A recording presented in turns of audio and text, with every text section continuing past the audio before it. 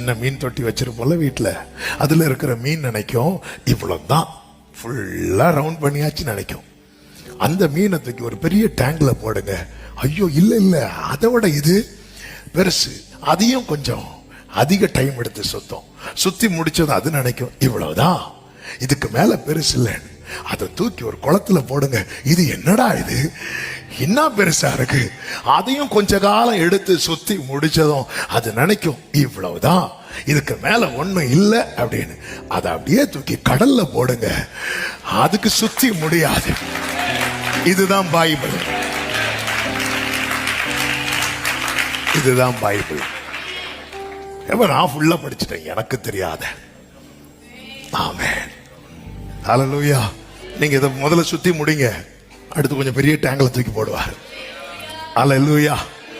இன்னும் சுத்துங்க, அடுத்து குளத்துல தூக்கி போடுவார். அப்படிதானங்க 1000 முழம் அளந்து அளந்து அளந்து அளந்து அளந்து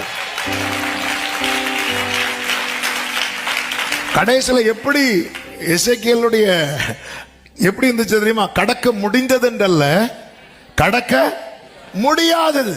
இதான் பைபிள். இதை நேசிக்கிறவர்களுக்கு மிகுந்த சமாதானம். இந்த வசனம் எந்த அளவுக்கு நம்ம உள்ள வாங்குறோமோ